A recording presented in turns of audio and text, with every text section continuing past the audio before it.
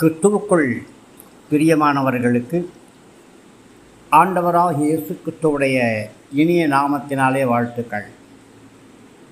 காலை நேர தியானமாக நாம் எடுத்துக்கொண்ட வேத பகுதி சகரியா தீர்க்கதரிசன புஸ்தகம் 2ஆம் அதிகாரம் 10ஆம் வசனம்.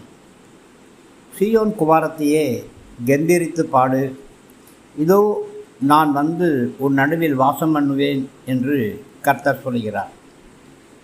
எனக்கு அருமையான தேவனுடைய ஜனமே, இந்த காலை வேளையிலே கர்த்தர் உங்களுக்கு சந்தோஷத்தை அறிவிக்கிறார். சீயோன் குமாரத்தியே, கெம்பீரித்து பாடு என்று கர்த்தர் உன்னை உற்சாகப்படுத்துகிறார். இதற்கு முன்பாக சகரியா 2:7 பாபிலோன் குமாரத்தினிடத்தில் குடியிருக்கிற சீயோனே, உன்னை விடுவித்துக்கொள் என்று சொன்னார். இப்பொழுதோ சீயோன் குமாரத்தியே, கெம்பீரித்து பாடு அப்படின்னு சொல்கிறார்.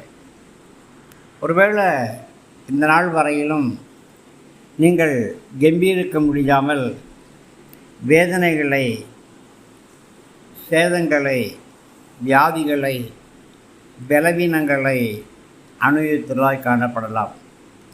இந்த காலை வேளையிலே உங்களுக்கு நம்பிக்கை ஊட்டக்கூடிய, உற்சாகம் தரக்கூடிய ஒரு வார்த்தையை கர்த்தர் சொல்கிறார்.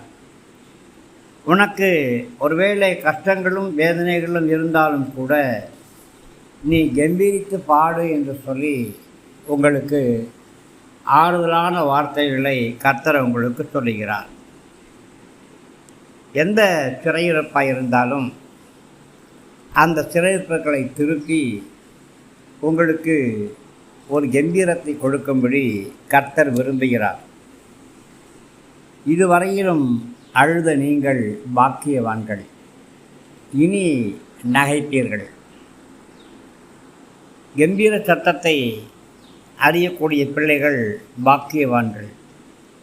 இனி உங்களுடைய சத்தம் அடங்கி ஒடுங்கி இருக்க போவது கிடையாது. எக்காலத்தை போல நீங்கள் சத்தமிட்டு ஆர்ப்பரிக்க போகிறீங்க. உங்களுடைய வாயிலிருந்து இருவரும் கற்கொள்ள பட்டயமாகிய தேவனுடைய வார்த்தைகள் துதி பாடலாக வெளிவரும். அபிஷேகம் செய்யப்பட்ட அந்த பாடல்கள் அநேக மக்களை விடுவிக்கும். உங்களோடு சேர்ந்து அவர்களும் கர்த்தரை கம்பீரிக்க ஆரம்பிப்பார்கள்.